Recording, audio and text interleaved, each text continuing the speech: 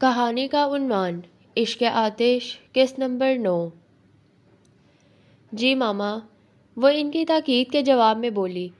مریم تو قدرے مطمئن ہو کر ناشتہ کرنے لگی، مگر نور الہدیٰ مستقل اسے دیکھ رہے تھے۔ حالانکہ انہوں نے کوئی سوال نہیں کیا تھا، مگر ان کا اس طرح دیکھنا تانیہ کو پریشان کر رہا تھا۔ پھر بھی وہ آرام سے ناشتہ کرتی رہی۔ آخر انہوں نے تانیہ پر سے نگاہ ہٹا لی۔ میرا خیال ہے آج تم آفس مت جاؤ، گھر پر ہی آرام کرو۔ میں بھی یہی سوچ رہی ہوں، اس نے کب جھانکتے ہوئے کہا۔ نور الہدیٰ اپنی جگہ سے اٹھے اور اس کے پاس آ کر اس کا چہرہ اپنے ہاتھوں میں لے کر اپنی طرف کیا۔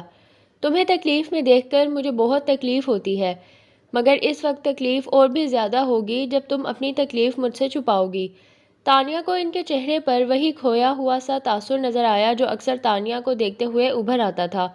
وہ جھکے اور اس کے ماتھے کو چوم لیا۔ ان کی چوڑی پشت کو دیکھتے ہوئے تانیہ حیران ہو رہی تھی۔ نہ اس نے کچھ کہا، نہ پاپا نے کچھ پوچھا۔ انہیں پھر شک کیسے ہوا کہ وہ کچھ چھپا رہی ہے؟ پھر وہ اٹھ کر اپنے کمرے میں آ گئی، اور جب یقین ہو گیا کہ نور الہدیٰ چلے گئے ہیں تو لاؤنج میں آ کر وقت گزاری کے لیے ٹی وی آن کر کے بیٹھ گئی۔ مریم کہیں جانے کی تیاری میں لاؤنج سے ہو کر گزری۔ تانیہ نے دور سے ہی انہیں بائے کہا۔ مسکرا کر اس کی طرف دیکھتے ہوئے انہوں نے دروازہ کھولا، پھر کچھ سوچتی نظروں سے گلاس وال کے دوسری طرف تانیہ کو دیکھ کر انہوں نے دروازہ بند کیا اور لاؤنج میں آ گئی۔ کچھ خاص پروگرام دیکھ رہی ہو؟ نہیں۔ فوراً سیدھے ہو کر اس نے ٹی وی کی آواز کم کر دی۔ تم سے بات کرنا چاہ رہی تھی۔ وہ صوفے پر اس کے ساتھ بیٹھتی بولی۔ کہیں؟ وہ ہمتاً گوش ہوئی۔ بات تو کوئی نئی نہیں ہے، پر عروسہ کا اصرار بڑھتا جا رہا ہے۔ حالانکہ میں بہت واضح انداز میں اس سے کہہ چکی ہوں کہ تم ابھی شادی کے لیے تیار نہیں ہو، مگر وہ کہتی ہے شادی نہ صحیح منگنی تو کی جا سکتی ہے، اور سچ پوچھو تو مجھے بھی اس کی بات پسند آئی ہے۔ فی الحال منگنی کر دیتے ہیں، پھر جب تم ذمہ داری اٹھانے کو تیار ہو جاؤ تو شادی کر دیں گے، اور کیا پتہ ایک بار انصر کے ساتھ رشتے میں بند کر شادی کا فیصلہ تمہارے لیے زیادہ آسان ہو جائے۔ پھر اسے چپ دیکھ کر بولی۔ چپ کیوں ہو؟ کچھ تو بولو۔ کیا بولوں ماما؟ وہ ہنسی۔ پل سے رات پر ٹہروں یا ہٹ جاؤں؟ کچھ حاصل نہیں ہوگا، پر شاید کچھ گنوانا بھی نہ پڑے، لیکن اگر گزر جاؤں تو سب گنوا دوں گی، مگر شاید تب بھی میرے ہاتھ خالی نہیں رہیں گے۔ بن مانگے ہی صحیح، لیکن زندگی کچھ تو عطا کرے گی، پر نفع کس میں ہے اور نقصان کہاں؟ حساب کروں گی تو ہی پتہ چلے گا۔ کیا کہہ رہی ہو؟ وہ خاک بھی نہ سمجھی۔ تانیہ انہیں دیکھ کر مسکرائی۔ آپ چاہتی ہیں نا میں شادی کر لوں؟ ہاں، میں سوچ کر جواب دوں گی۔ پتھر میں جونک تو لگی اس کی بات پر مریم نہال ہو گئیں۔ بس اب چاہے تم کچھ بھی جواب دو، میرے لیے تو یہ بھی بہت ہے کہ تم شادی کے بارے میں سوچنے کو تیار ہو گئی ہو۔ تانیہ انہیں خوش دیکھ کر شرمندہ ہو گئی۔ اپنی خوشیوں کے بارے میں سوچتے ہوئے وہ ان کی خوشیوں سے کتنا دور ہو گئی تھی۔ جانے سے پہلے کتنی ہی دیر تک وہ اسے خود سے لپٹا کر پیار کرتی رہیں۔ اس نے کہہ دیا کہ سوچے گی، پھر کچھ سوچنے کی کوشش میں وہ کچھ بھی سوچ نہیں پا رہی تھی۔ کتنا وقت گزر گیا اسے کچھ احساس بھی نہیں تھا۔ کسی نے اس کے ہاتھ پر ہاتھ رکھا تو وہ چونک کر مڑی، اور اپنے برابر بیٹھے عمیر کو دیکھ کر اسے ایک بار پھر چونکنا پڑا۔ وہ یونیفارم بدل چکا تھا، جس کا مطلب تھا اسے کالج سے آئے کافی دیر ہو چکی تھی۔ تانیہ کو یقین نہیں ہوا کہ وہ پچھلے 3-4 گھنٹوں سے ایک ہی حالت میں بیٹھی تھی۔ بیٹھے بٹھائے کھو جانے کی عادت یا دادا جان کی ہے یا پھر پاپا کی؟ آپ نے یہ عادت کب سے اپنا لی؟ اتنی دیر سے آپ کو آواز دے رہا ہوں، مگر آپ ہیں کہ کچھ سنتی ہی نہیں۔ میں کچھ سوچ رہی تھی۔ وہ اٹھتے ہوئے بولی۔ عزیر کہاں ہے؟ ڈائننگ ٹیبل پر آپ کا انتظار کر رہا ہے، اور دادا جان بھی وہیں ہیں۔ چلو پھر۔ وہ ڈائننگ روم میں آ گئی۔ اسے بھوک نہیں تھی، پر سب کا ساتھ دینے کو اس نے تھوڑے سے چاول پلیٹ میں نکال لیے۔ آپی، صبح بتا دیا ہوتا آپ چھٹی کرنے والی ہیں، میں بھی کالج نہیں جاتا۔ بہت اچھا کیا میں نے جو صبح نہیں بتایا، ورنہ بیکار کالج بنک کرتے۔ وہ عزیر کے تعصب سے بولنے پر بولی تو عمیر ہنسا۔ یوں بھی اس کے ساتھ پورا دن بتانا آسان نہیں، وہ تو میری ہی ہمت ہے جو اسے جھیل لیتا ہوں۔ دادا جان، تانیہ اور عمیر ہنسنے لگے تو وہ منہ بنا کر شکایتی انداز میں بولا۔ تم دونوں کیوں ہر وقت اسے چھیڑتے رہتے ہو؟ اس کی داد رسی میں دادا جان ذرا روب سے بولے تو عمیر جھٹ سے بولا۔ ہمیں چھیڑنے کی کیا ضرورت ہے، یہ پیدائشی چھڑا ہوا ہے، اور پھر تانیہ کے ساتھ مل کر ہنسنے لگا۔ بات صحیح تھی، اس لیے اظہر فاروقی بھی مسکرائے تو عزیر بیچارہ اور روحانسا ہو گیا۔ روتے نہیں بیٹا، تم ان نامعقولوں کو چھوڑو اور کھانا کھاؤ۔ انہوں نے اسے پچکارتے ہوئے نوالا اس کے منہ میں رکھا تو وہ سچ مچ بہل کر کھانے لگا۔ دیکھا، تم تینوں میں ایک عزیر ہی ہے جو سیدھا اور معصوم ہے، اور تم دونوں ہر وقت اس کی معصومیت کا مذاق اڑاتے ہو۔ عزیر نے یوں گردن اکڑا کر دیکھا جیسے اظہر فاروقی نے اسے کوئی اعزاز بخشا ہو، اور اس کی اس حرکت پر وہ دونوں اور بھی ہنسنے لگے۔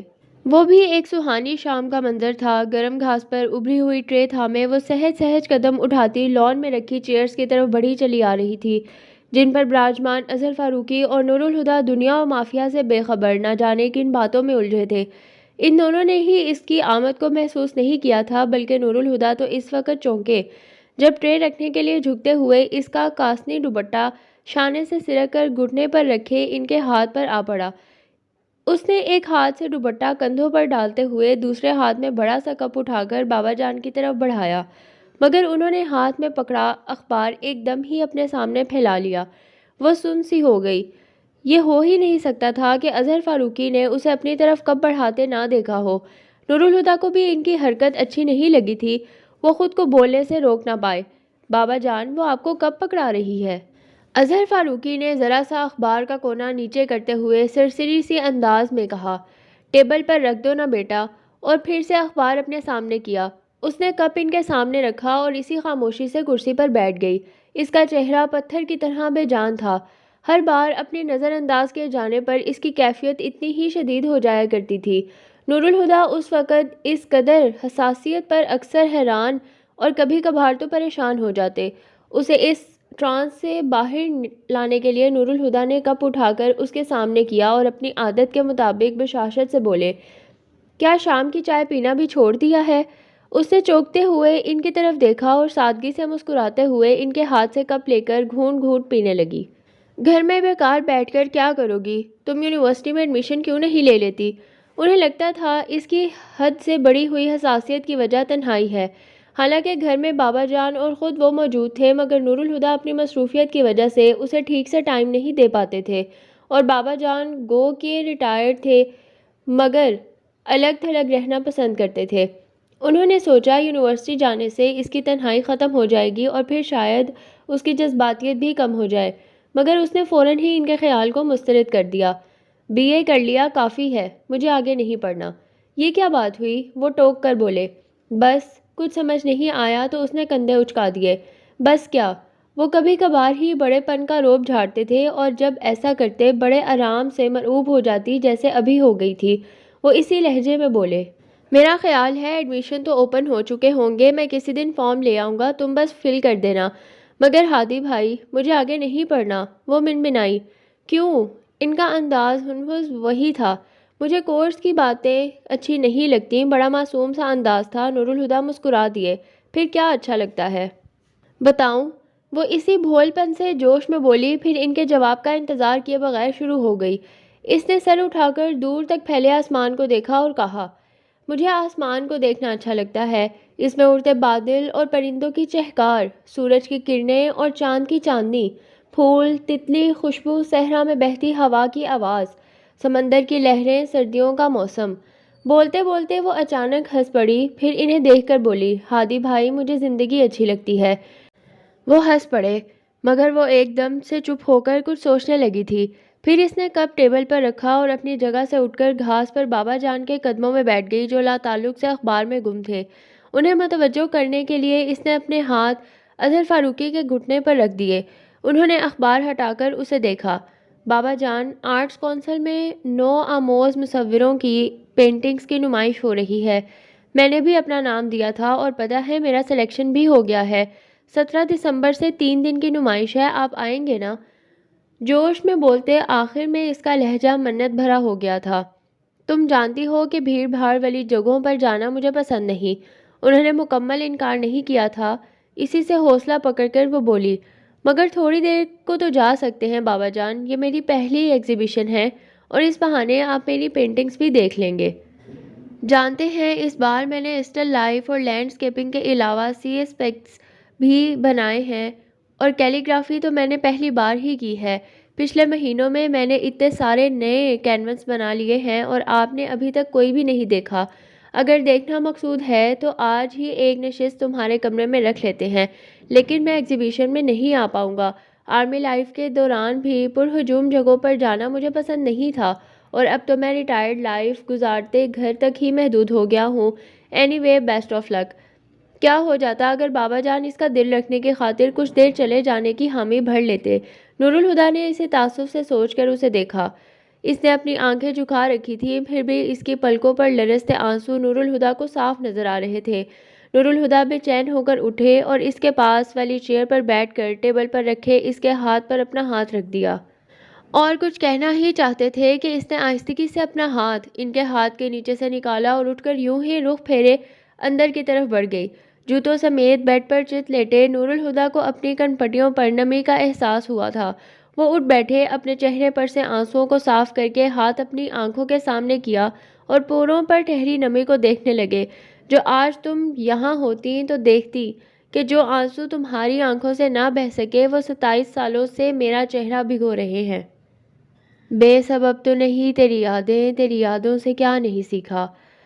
ضبط کا حوصلہ بڑھا لینا، آنسوؤں کو کہیں چھپا لینا، کامتی ڈوبتی صداؤں کو چپ کی چادر سے ڈھانپ کر رکھنا، بے سبب بھی کبھی ہنسنا جب ہو بات کوئی تلخی کی، موضوع گفتگو بدل دینا۔ بے سبب تو نہیں تیری یادیں، تیری یادوں سے کیا نہیں سیکھا۔ وہ تھکے تھکے سے اٹھے اور کھڑکی کا پردہ ہٹا کر باہر جھانکا۔ پورچ کی تیز روشنی میں تانیہ بار بار ہارن بجا رہی تھی۔ پھر اظہر فاروقی چند لمحوں بعد اپنے پوتوں کے ساتھ نظر آئے۔ سنبھلنے کے لیے ہمیشہ ٹھوکر کی ضرورت کیوں ہوتی ہے؟ فرنٹ ڈور کھول کر بیٹھتے اظہر فاروقی کو دیکھ کر انہوں نے سوچا تھا۔ کہانی ابھی جاری ہے۔